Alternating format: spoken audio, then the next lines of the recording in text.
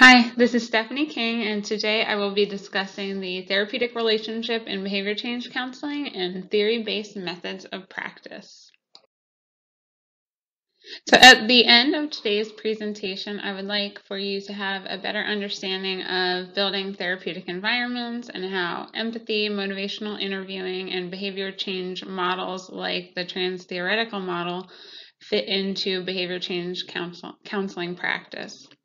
So the main learning objectives are for you to be able to name 2 physical components of a therapeutic environment, describe 3 characteristics of a therapeutic environment, describe the importance of empathy in the therapeutic environment, name the 4 elements of the spirit of motivational interviewing, describe the 2 types of change talk and 3 ways to elicit change talk, and to describe how the 5 stages of the trans-theoretical model can be utilized in conjunction with motivational interviewing techniques to guide behavior change. So the first part of creating a therapeutic environment is to consider the physical space.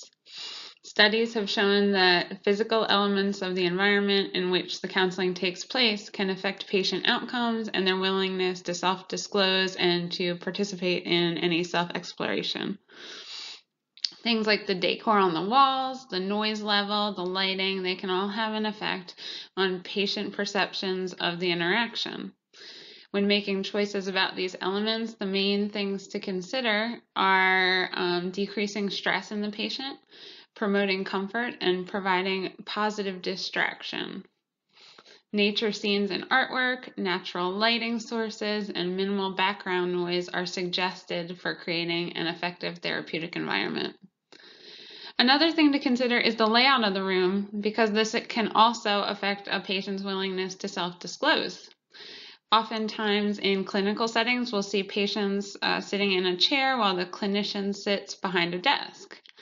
This clinical layout is thought to create a sense of hierarchy and may impact feelings of connection with the counselor.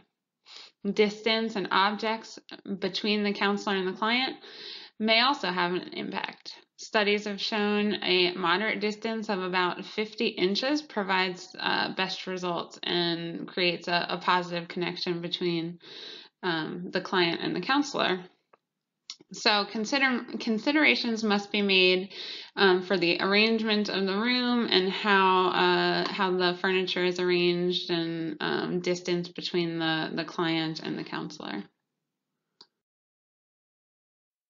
Another important part of building a therapeutic environment is to consider what I call the atmosphere, or the client's perception of the setting and the relationship. These are important aspects of building any therapeutic environment.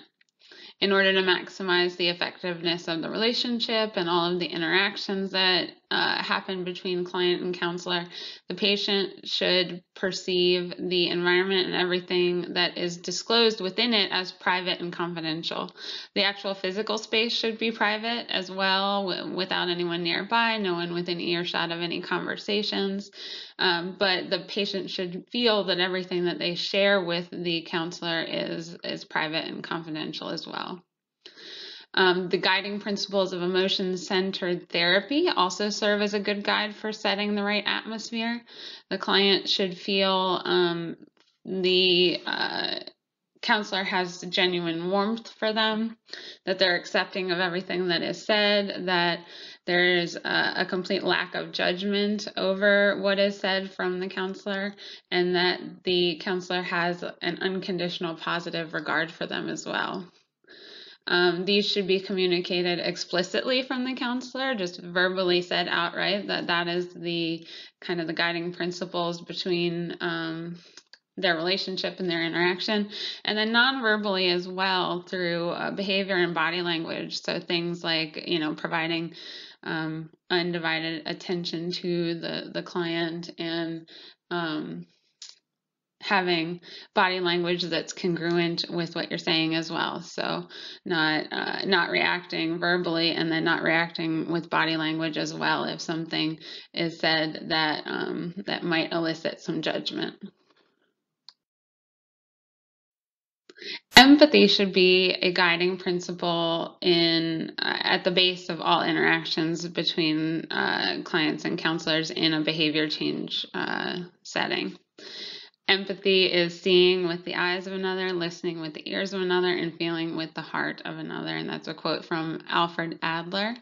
And that really is a good description of what empathy should be. And a best case scenario is to really understand what another person is going through, not just sympathize with them. As I said, the empathy factor here should be a base component of the therapeutic relationship. It should be the foundation on which the house is built. Empathy from the counselor is thought to improve self-acceptance in clients, strengthen their sense of self, decrease any feelings of isolation that they have, and validate their feelings about their experiences. The research has actually confirmed that clients do have better outcomes in behavior change programs when empathy is effectively communicated. The tenets of motivational interviewing, both the base spirit of motivational interviewing as well as the techniques, are an important part of my personal theory on behavior change counseling. The spirit really falls in line with what I've already discussed about building a therapeutic environment and creating an atmosphere of empathy and acceptance and utilizing the components of emotion-centered therapy. As you see, the spirit of motivational interviewing includes compassion, which goes right in line with empathetic interaction. Acceptance of everything that the client is saying without judgment, a feeling of collaboration rather than hierarchy, so the counselor isn't providing directives that the client has to adhere to. It's a collaborative process and evocation. So that really indicates that the answer is already within the client, and it's really the job of the counselor to help them find their own motivation to change. And then the techniques of motivational interviewing, which include a guided dialogue that you're using to identify and strengthen the client's motivation, and try and elicit and explore change talk to help them strengthen their resolve to change. There are two types of change talk that I will be looking for using motivational interviewing techniques, and those are preparatory and mobilizing. Preparatory usually comes when the decisional balance is leaning towards pro-maintenance of current behaviors or ambivalence. We're not sure if we want to maintain or change. And then mobilizing comes when we're moving more towards the pro-change end of the spectrum and considering actually making a change. There are a few different really useful methods that I will implore to evoke change talk. Those will include open-ended questions, the readiness ruler, and then exploring possible extremes or future outcomes after a behavior change is adopted. And these are all really an effort to have the client explore their motivations to change, what's important to them, and strengthen their resolve. So the trans-theoretical model is a really useful framework to help evaluate client readiness to change and to determine which therapeutic methods would be most appropriate to help the client progress. The stages of the trans-theoretical model include pre-contemplation, contemplation, preparation, action maintenance, and termination. And usually your motivational interviewing techniques will come in most handy during the pre-contemplation and contemplation phases.